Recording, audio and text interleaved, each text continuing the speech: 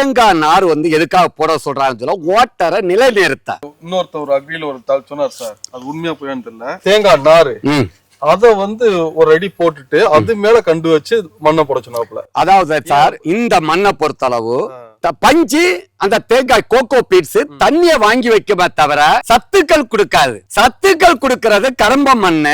அந்த கரம்ப மண்ணோட பஞ்சு கலக்கலாம், தென்னை நாள் கழிவு கலக்கலாம், சாணியை கலக்கலாம். முதன்மையானது குளத்து பொருட்கள் சாணி தான். பஞ்சு ஈரத்தை வாங்கி வைக்கிறதுக்கு நல்ல ஐடியா. இது என்ன ஆகுன்னு சொன்னா, மழையே பெய்யாத தண்ணியே இல்லாத மானாவாரி ஏரியாவில இந்த உரிமட்டை இப்படி குப்பரை அடுக்கும் போது ஈரத்தை காக்க, மரத்தை உயிர் பிழைக்க வைக்கலாம், காய்க்காது. இத மாதிரி நீங்க குடுத்தீங்கன்னு சொன்னா நாளடைவுல மரம் திரும்ப தலை சிறுக்க ஆரம்பிச்சிடும். ஏன்னா இது மக்கிறதுக்கு மண்ணுல இருக்கிற யூரியாவை எல்லாத்தையும் எடுத்து, ஒரு பொருள் மக்கன்னு சொன்னா நைட்ரஜன் வேணும். அப்ப என்ன அது யூரியா போடுறேன்னு சொன்னா மண்ணுல இருக்கிற சத்து எல்லாத்தையும் அதை எடுத்து மரத்தை மஞ்சள் அடிச்சிடும்.